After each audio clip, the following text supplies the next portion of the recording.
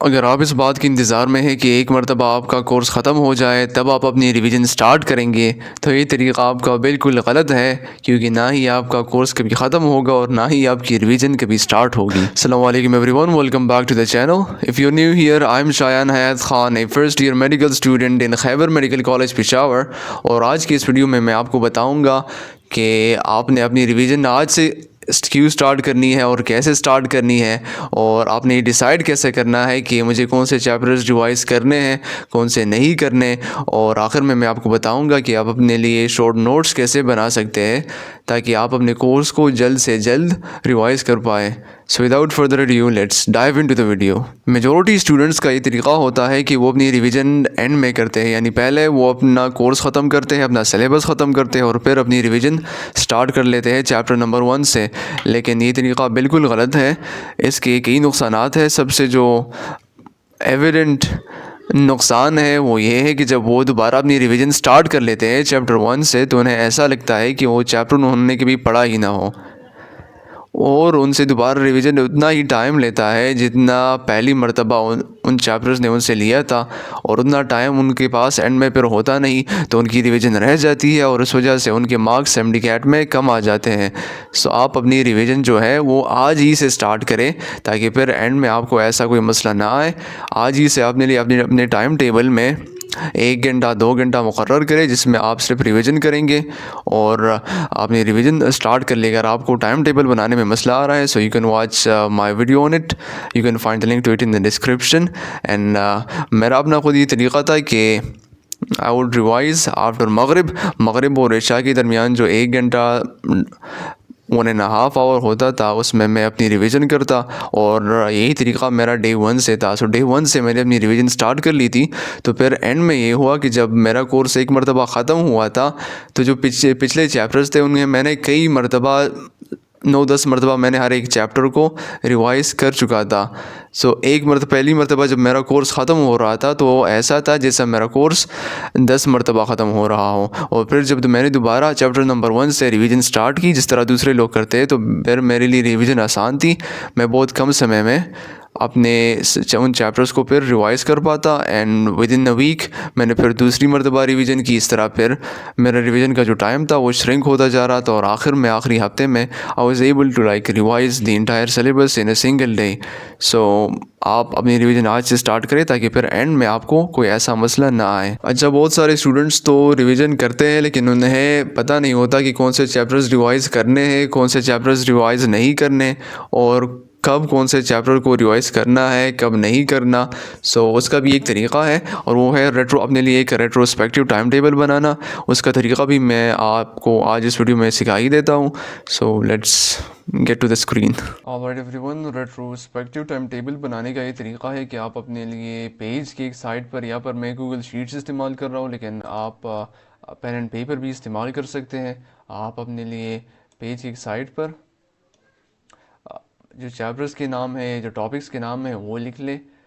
when you are revise them for the first time, let's say force in motion का chapter जो है वो आपने आज कर लिया।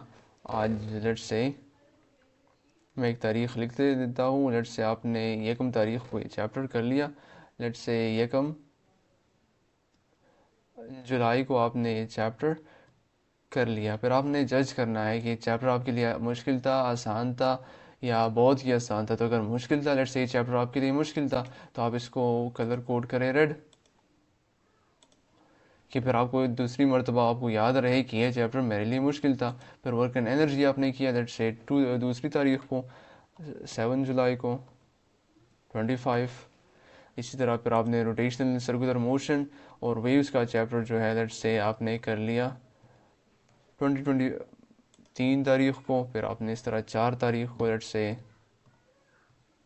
ये वाला चैप्टर कर लिया इस तरह लेट्स से, और इस तरह 5 तारीख को आपने ये वाला तारीख जो है, ये वाला चैप्टर जो है वो आपने कर लिया।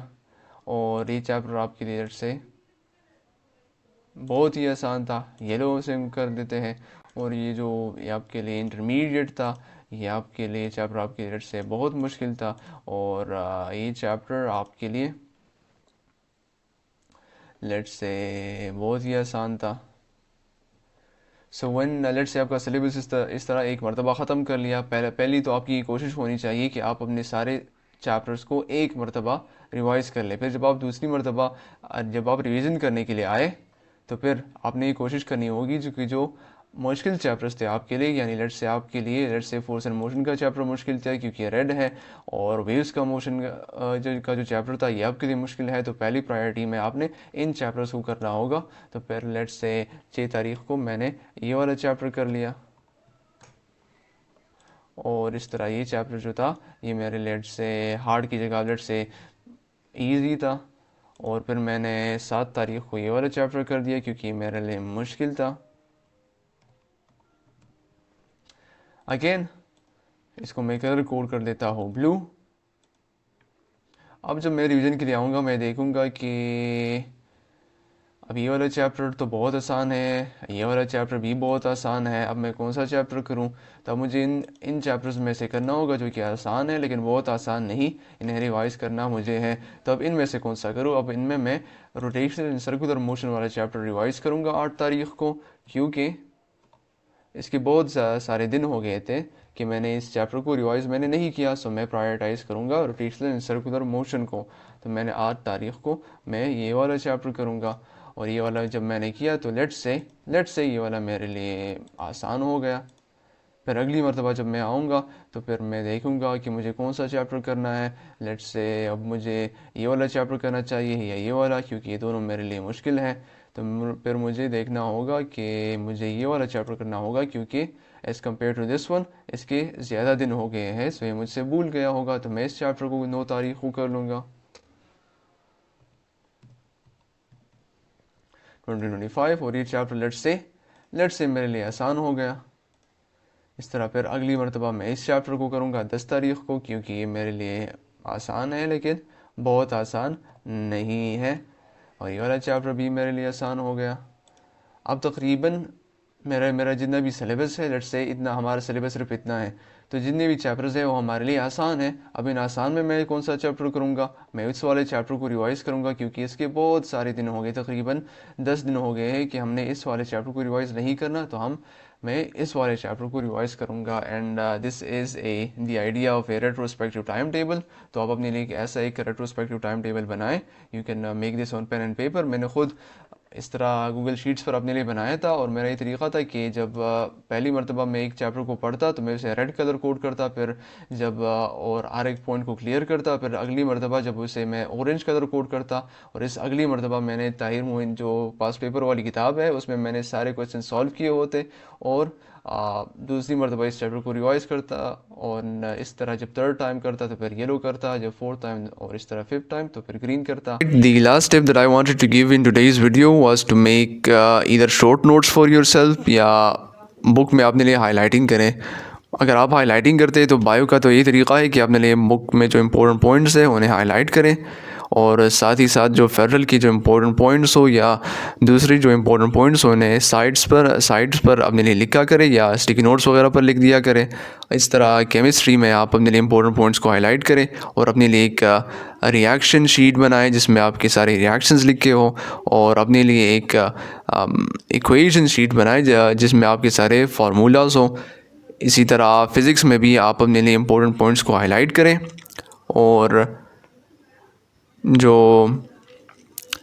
इक्वेशंस है उन्हें भी एक अलग सफ़े पर लिख के, ताकि आपके लिए फिर उनकी रिवीजन आसान हो। और अगर आप नोट्स बनाते हैं, जो तरीक़ा मैंने ख़ुद पर्सनली इस्तेमाल किया था, मैंने भी अपने लिए शॉर्ट नोट्स बनाए थे, तो शॉर्ट नोट्स को शॉर्ट ही रखा करें, क्योंकि बाज़ स्टूडेंट्स ऐसा करते हैं कि वो बुक में जितनी भी इंफॉर्मेशन होती है, एकेडमी में जो भी पढ़ाया जाता है, वो सारे अपने शॉर्ट नोट्स में लिख देते हैं। फिर एंड में उनकी रिवीजन मुश्किल होती है, क्योंकि वो शॉर्ट नोट्स नहीं बल्कि लॉन्ग नोट्स होते हैं, और लॉन्ग नोट्स बनाने का कोई फ़ायदा होता ही नहीं, क्योंकि जो इन्फॉर्मेशन बुक में पहले से मेंशन है तो उन्हें फिर शॉर्ट नोट्स में लिखने की क्या ज़रूरत। शॉर्ट नोट्स तो बनाते ही हम इसलिए हैं ताकि जो इन्फॉर्मेशन हम एग्ज़ाम से एक दिन पहले, 1 घंटा पहले या 1 हफ़्ता पहले रिवाइज़ करना चाहे, वो इन्फॉर्मेशन जो हमारे लिए मुश्किल हो और जो बहुत हाई लो यानी एमडीकैट में आने की उसके चांसेस बहुत ज़्यादा हो, शॉर्ट नोट्स में हम सिर्फ उन्हीं पॉइंट्स को यानी ऐड करते हैं ताकि फिर एंड में हमारे लिए रिवीजन आसान हो। तो शॉर्ट नोट्स को शॉर्ट रख के I will share my own short notes with you as well. You will find the link to them in the description. And if you don't know how to use my short notes, क्योंकि मैंने अपने short notes एक app में बनाए थे, notion, सो इसकी video भी आपको डिस्क्रिप्शन बॉक्स में मिल जाएगी। You can learn how I used Notion to make my notes and how I was able to revise my syllabus. Alright everyone, so ये मेरे वो नोट्स है जो मैंने अपने लिए बनाए थे ड्यूरिंग माई MD-CAT प्रिपरेशन। I just wanted to use that effect to see if it works और नॉट। अच्छा, तो ये वो नोट्स है, इसका लिंक मैं आपको डिस्क्रिप्शन बॉक्स में दे दूँगा, आप वहाँ से इसे इस्तेमाल कर सकते हैं। बाकी जैसे ये बायो की नोट्स हैं, तो मैंने पहले जो चैप्टर्स है ये चैप्टर वाइज नोट्स है, फिर मैंने हर एक चैप्टर के अंदर मैंने टॉपिक वाइज इन्हें टॉपिक्स को डिस्ट्रीब्यूट किया है। फिर आप हर एक टॉपिक में मैंने बुक का जितनी भी लाइंस हैं उन्हें मैंने एक किस्म की टॉगल को एक किस्म के फ्लैश कार्ड में मैंने इन्हें कन्वर्ट किया है। तो मेरे रिवीजन का ये तरीका था कि मैं आपसे अपने आप से सवालात पूछता जो कि बुक के लाइंस होते हैं। मसलन पहले अगर आप इस टॉपिक को निकालें तो बुक का पहला लाइन होगा कि रॉबर्ट हुक ने सलवार को 1665 में डिस्कवर किया था। तो मैं अपने आप से इस तरह पूछता one and who discovered the salwar. फिर मैं सोचता, मैं एक्टिवली उस बात को रिकॉल करता कि किसने सलवार को डिस्कवर किया था, और अगर मैं ठीक होता तो आई वुड मूव ऑन, अगर मुझसे बात गलत होती तो मैं इसको खोल देता और I would revise this again कि Robert Hooke and cell wall was discovered by Robert Hooke in 1665, cell wall was discovered by Robert Hooke in 1665। और उसी तरीके से मैंने सारी किताब को मैंने रट लिया था। इस तरह parts of the cell wall, function of the cell wall, इस तरह मैंने जो फेडरल के जो टिडबिट्स वगैरह थे या जो पॉइंट्स फेडरल में बार बार रिपीट होते थे संडे टेस्ट वगैरह में, तो उनको मैंने अभी नोट्स में ऐड किया था, खासकर जो ग्रीन कलर में है। So these are the points that I had taken from federal. और जो रेड कलर में है ये मेरे हिसाब से इम्पोर्टेंट थे, ये मुझसे या ऐसे पॉइंट्स थे जिनको मैं बार बार मुझसे भूलते थे, तो मैंने इन्हें रेड कलर में ये किया था ताकि एग्ज़ाम से एक दिन पहले 2 दिन पहले मैं इन्हें रिवाइज़ कर लूँ। इस तरह ये सारे नोट्स हैं, हर एक चैप्टर को मैंने किया है। बायोएनर्जेटिक्स को मैंने हर चीज़ को इस तरह समराइज़ किया है। लेट्स से अभी तो फोटोसिंथेसिस वगैरह तो सिलेबस में नहीं है, लेकिन एरोबिक रिस्पायरेशन है, तो मैंने हर चीज़ को अपने लिए आसान किया था कि समरी ऑफ लिंक्ड रिएक्शन कि इसमें क्या क्या बनता है। 1 molecule of carbon dioxide, 1 molecule of NADH, 1 molecule of acetyl, coenzyme A, Krebs cycle में क्या क्या बनता था, कोएंजाइम्स वगैरह, एक ग्लूकोज मॉलिक्यूल से कितने कोएंजाइम्स बनते थे, टोटल कोएंजाइम्स एक सिंगल मॉलिक्यूल से कितने बनते थे, हर एक कोएंजाइम से components of respiratory electron transport chain from federal, इसलिए ग्रीन में है।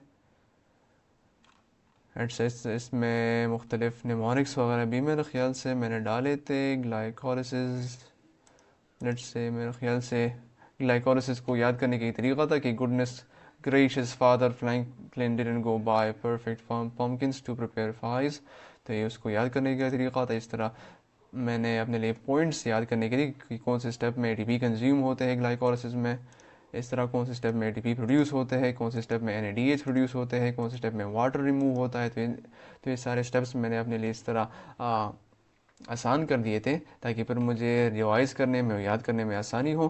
तो इस तरह से तकरीबन सारे चैप्टर्स और सारे नोट्स इस तरह हैं। और फिर एंड में जो इम्पोर्टेंट न्यूमेरिकल वैल्यूज़ थे सारे चैप्टर्स से, सेल स्ट्रक्चर एंड फंक्शन से, मैं जितने थिकनेसेस थे, जितने डायमीटर्स थे, जितने इंक्यूबेशन पीरियड्स थे, जितने वोल्टेजेस थे, जितने कंपैरेटिव वैल्यूज़ थे, जितने स्पीड्स थे, जितने लेंथ्स थे, जितने फिगर्स थे मुख्तलिफ चैप्टर्स में, तो सारे मैंने यहाँ पर इस तरह लिख दिए थे ताकि फिर मुझे याद करने में आसानी हो।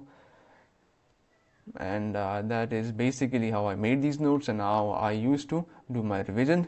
And using these notes I was able to revise my syllabus almost in a single day.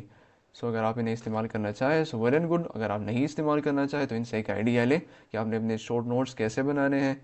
इनमें तो खैर इन्फॉर्मेशन बहुत ज़्यादा है, लेकिन आई वुड रिकमेंड कि आप अपने शॉर्ट नोट्स जब बनाएं तो उनमें इन्फॉर्मेशन कम लिख के और जो हाई हील पॉइंट्स है तो सिर्फ वही अपने शॉर्ट नोट्स में ऐड किया करें। ऑलराइट, टू समराइज एवरीथिंग आप अपनी रिवीजन आज से स्टार्ट करें, अपने लिए एक रेट्रोस्पेक्टिव टाइम टेबल बनाएं और अपने लिए शॉर्ट नोट्स बनाएं ताकि फिर एंड में आपके लिए रिवीजन आसान हो और आप आसानी से रिवीजन कर पाए। And this was all I wanted to say today. If you like the video, please make sure to like the video, leave a comment. अगर आपको MD-CAT से related कोई भी आपकी inquiry हो, so you can ask me in the comments. I will try to answer your query as soon as possible. And if you found the video helpful, please share it with your friends as well.